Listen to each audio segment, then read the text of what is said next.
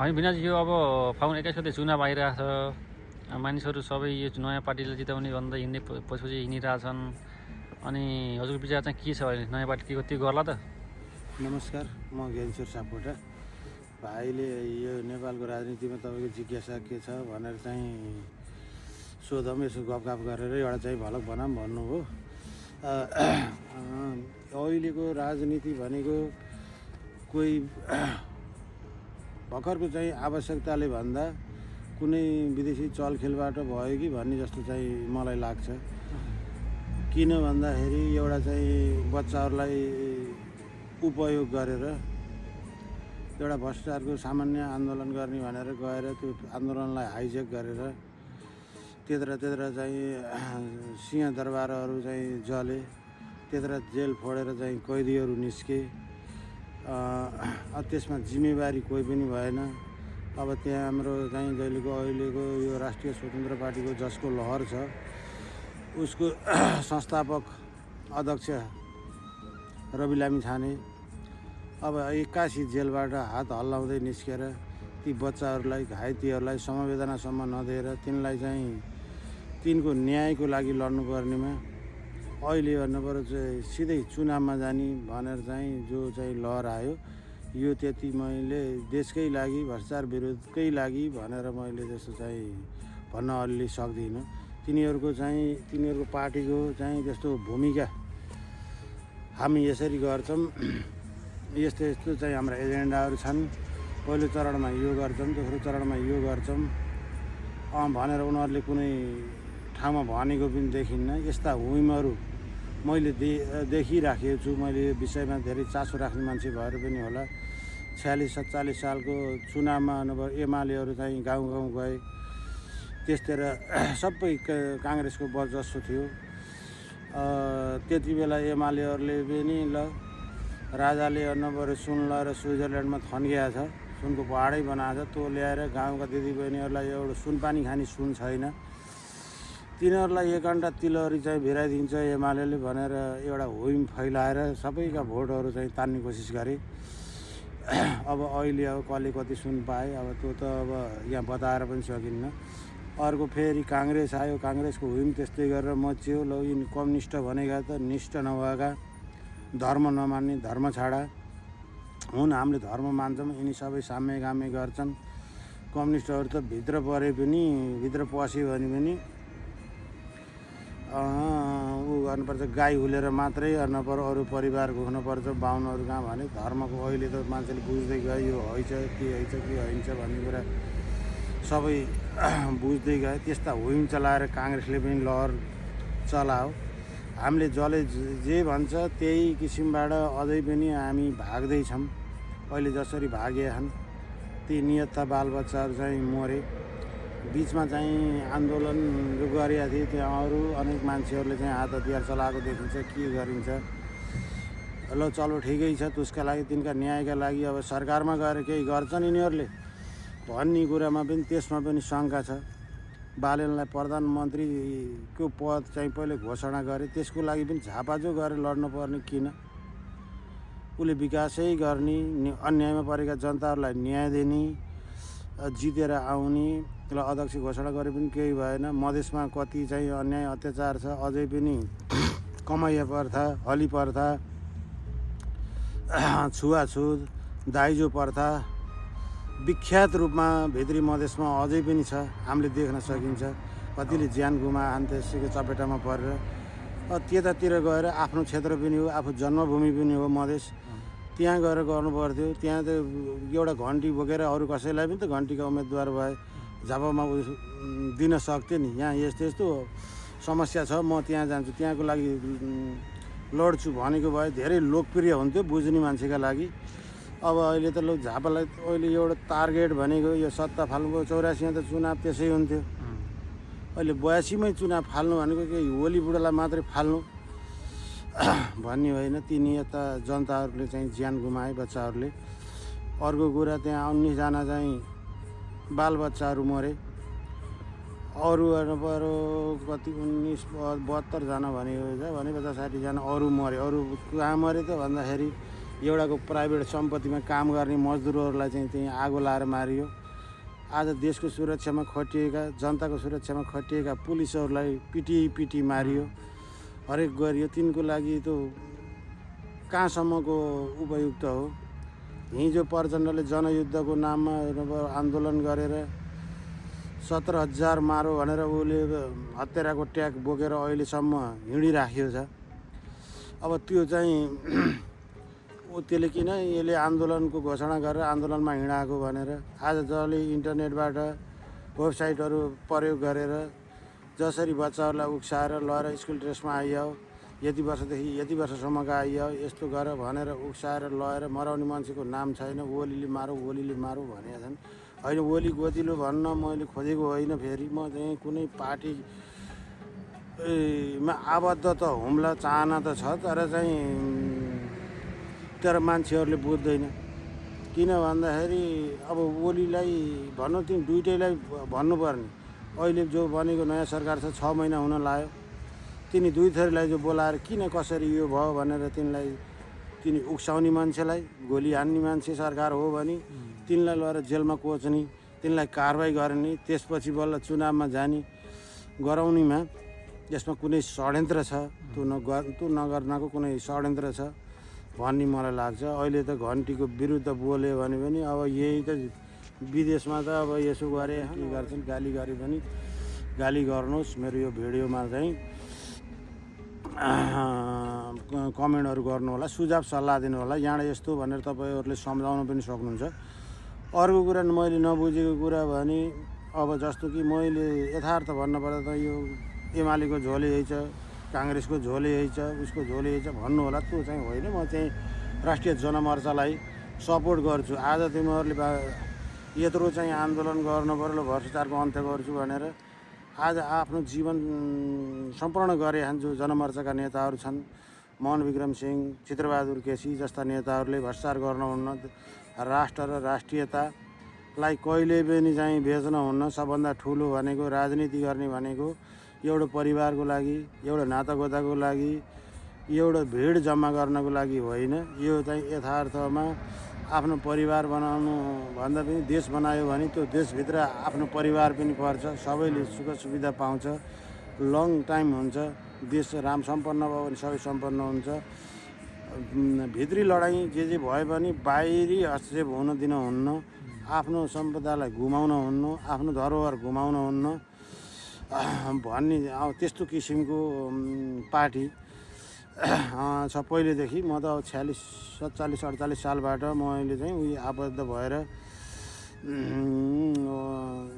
हेर्दैछु। अब उसले पनि राम्रो काम गर्दैन भने हामी त के हो र, एकातिर जानियो। अहिले अनुसार एक फेर नयाँलाई विचार गरौँ भन्छ। नयाँले विचार गर्दाखेरि भोलि यहाँभन्दा ठुलो विषम परिस्थिति आयो भने हो गल्ती गरिएछ भनेर त्यो माफी माग्ने कुरालाई त्यो अब कसले स्वीकार्नै हुन्न। ताला फुटाइसकेको चाबी र गल्ती गरिसक्यो माफीको केही अर्थ पनि छैन। पछुताउने बाहेक आफैलाई पछुताउने बाहेक केही काम पनि हुन्न। त्यसो गर्दाखेरि मैले यो चुनावभन्दा अगाडि यसरी एउटा चाहिँ सानो भिडियो बनाउन खोजेको। अब यो सन्देश जाओस्। अब समय धेरै त छैन, त्यही पनि अब अन्तिम चरणमा आए पनि लाउन मलाई चाहिँ नेपालको अहिले परिस्थिति देख्दाखेरि के हुन्छ कसो हुन्छ, यो के हो, घन्टी के हो, ऊ के हो। अहिले यो केही पनि होइन, यो चुनावले कोही निकास दिने पनि होइन भनेर राप्रपा भनेर आएका मान्छे कोही एजेन्डा पनि छैन। वरिष्ठ नेता भन्छन् 1 महिना पहिला त्यहाँ आएर हुमियो छ, जुन पार्टीको सभापति भन्छन् हो लौ यसलाई प्रतिशोध साँधेको भन्छन्। अब चाहिँ एउटाले एक थाहा साँध्यो भने 6-7 थाहा क्यारेर साँध्यो, के गर्यो। अब तिनी कुराहरू अब बुझ्नु छैन। अब हुन त मै अनाडी हुन पनि पाएँ, म पनि त्यस्तो जानेर राजनीतिज्ञ भनेर ऊ त होइन। यो भ्रष्टाचार गर्नुहुन्न भन्ने चाहिँ झुट बोल्छन् चुनावमा नेताहरू। एउटा भिडका पछि हामी धेरैचोटि लाइयो, अहिले यो भिडका पछि नलाइदिए हुँदो भन्ने चाहना त छ। यसले झन् ठुलो विषम परिस्थिति ल्याउन सक्छ। भ्रष्टाचार भन्ने कुरा त तिम्रो बाबु नभएर कि गाउँदेखि सहरसम्म, सहरदेखि नभएर केन्द्रसम्म छ। यो त्यसै चाहिँ सानातिना उसले हामी नसुध्रेसम्म, हामी प्रत्येक पब्लिक नसुध्रेसम्म त्यो कुनै त्यो समाधान हुनेवाला छैन। तिम्रो सानो कागजमा केही त्रुटि भेट्यो त्यसलाई तिम्रो नागरिकतामा चाहिँ ल नाम चाहिँ बिग्रियो अरे यो ल मोटो स लेख्ने पातलो स लेख्यो या नम्बर ख लेख्ने ग लेख्यो केही गर्छन्। अब लेख्छ कर्मचारीले, त्यहाँबाट फेरि आफू गएपछि त्यहाँ कुनै काम गर्न थाल्यो तेरो यो नाम गलत छ भन्छ फेरि त्यही। अब त्यो लेख्ने मान्छेलाई कारवाही गर्ने हो कि मेरो गलत लेखिदियो भनेर तिमी बोलेर त्यो लेख्ने मान्छेसँग पुग्ने ठाउँ छैन। अब यसको झमला पर्न हजुर कति चाहिन्छ भनेर तिमीले दिन्छौ, त्यहाँबाट त्यसले खान्छ। अब तरकारी किन्न गयो त्यसमा विषादी हालेर दिएछ त्यो पनि भ्रष्टाचार हो। दुध किन्न गयो त्यहीँ नम्बर पानी थपेर दिन्छ भ्रष्टाचारै हो। दोकानमा कपडा किन्न गयो 2500को कपडालाई नम्बर 5000 भन्छ, त्यहाँबाट अब चाहिँ घट्दै घट्दै ल्याएर 3000मा दिन्छ। अब त्यो 5000 कपडा हुन्छ भने त अब हामीलाई थाहा हुन्छ त्यो पनि 5000 दियो भए त्यो पनि भ्रष्टाचारै हो।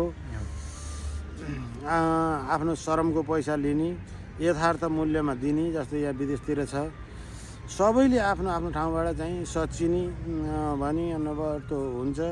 अहिले देशको परिस्थितिमा अब चाहिँ धेरै त्रुटिहरू छन्। हामी नै नसचिएसम्म आज एउटाले एक थोक भने हिजो मैले भने नि भर्खरै गहना लगाइदिन्छ अरे तिलहरी छड्के तिलहरी भनेर त्यही गुल्मीतिर भएका साथीहरूले कसैले हेर्नु भने हो यो भनेर पत्याउनुहुन्छ। तिमी त अब त्योभन्दा राजनीतिमा पछि जन्मेका मान्छे, तिमीलाई थाहा भएन। मैले त यिनी हुलहरू यिनी भिडहरू माओवादीका चाहिँ भिडहरू त्यहाँबाट बरु माओवादीमा आशा थियो। अब ती आफ्नै साथीहरूले ती छोडै आशा अनुसार गरेन भनेर आज तिनै पछुताछन्।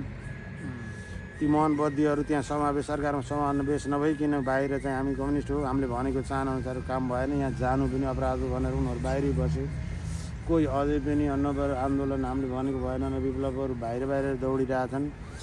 अब एमालेहरू पनि अब तिनी ढाँटहरू अन्नबर कोही अब होइन ढाँटिएको भन्ने कोही छैन। हामीले यस्तो गर्छौँ उ गर्छौँ यो देम ऊ देम भन्दै हिँडे।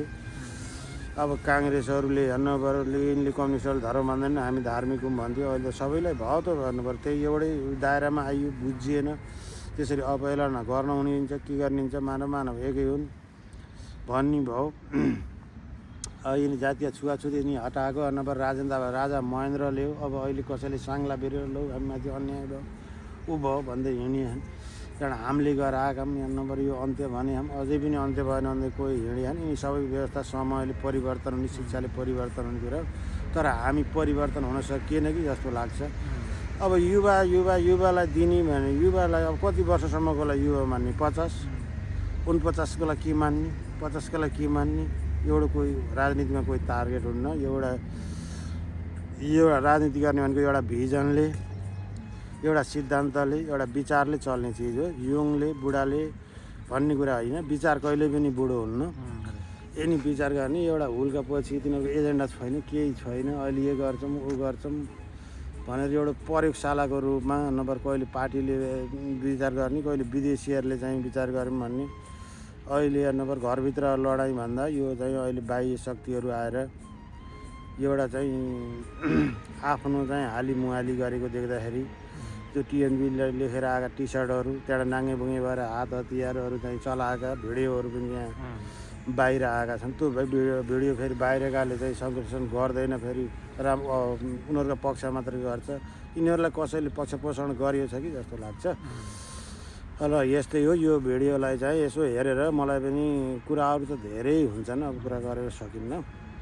अब फेरि पनि यस्तै चाहिँ मेरो यो भिडियो हेरेर तपाईँहरूले प्रतिक्रिया सुझाव सल्लाह दिनु हो भने फेरि यसैमा चाहिँ मैले भाग 2 पनि ल्याउन सक्छु। तपाईँहरूले चाहिँ यसमा चाहिँ हौसला निराश जो भन्यो भने अब निराश त हुनुपर्ने मैले कुरा गरेको पनि छैन। अहिलेलाई यति भन्न चाहन्छु। यो भिडियो आजलाई यति अन्त्य गरौँ र फेरि चाहिँ अरू केही छ सोध्नुपर्ने अरू केही छ र अरू त छैन। त्यो अब नयाँ पार्टी आयो नयाँ पार्टीको बारे नयाँ पार्टीको बारेमा चाहिँ त्यही हो। यिनीहरू चाहिँ एउटा चाहिँ साउनी खोलाको रूपमा आएका हुन्। साउनी खोला मूल सक्दा यो पार्टीमा अब जस्तो 20 वर्ष 22 वर्षसम्म चाहिँ माओवादीमा बरु चाहिँ त्यो छाप परेका यताउता गरेका लो माओवादीले गरेन भनेर त्यही पार्टीको विरोध गरेर त्यहीँ बसेका मान्छेहरू छन्। यसको चाहिँ जग छैन।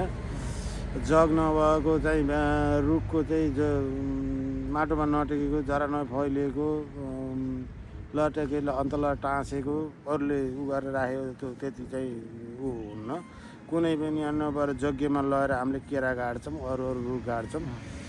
यज्ञ दिन बुटामुनि भरि भराउ हुन्छन्। यज्ञ सकिएपछि आफ्ना आफ्ना ठाउँमा जान्छन्। रुख पनि त्यत्तिकै ओइलाएर जान्छ। यिनीहरू किन जग छैन, यिनी जग बिनाका हुन्। भोलि बिहान सबभन्दा पछि फेरि अर्को लहर आयो भने अर्कातिर लाग्छन्। त्यसमा चाहिँ अब युङै नेता चाहियो भने त्यो पार्टीभित्र जस्तो गगन थापा आछ त्यस्तै एमालेमा पनि नेता होलान्। अरू पार्टीमा अलिकति बुझेका, जानेका, ग्राउन्ड लेभल भएका, सम्झाउने, केही पार्टीमा केही लक्ष्य भएका, बिचमा भ्रष्टाचार गरेका मान्छेहरूलाई कारबाही गर्ने, क्यार्ने गरेर त्यसरी देशको भ्रष्टाचार अन्त्य होला।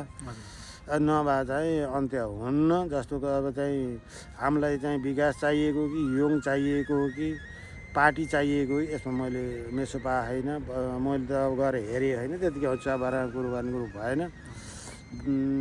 चितवन भरतपुर नगरपालिकामा जस्तो रेणु दाहालले मेयरमा चाहिँ टप 10 मा चाहिँ पर्चे नेपाली उसमा विकास त्यहाँ हुनुपर्ने भएछ। मुद्दा मामला केही नगरिकन राम्रो एजेन्डा ल्याएर राम्रो विकास गरिरहन् भन्छन्।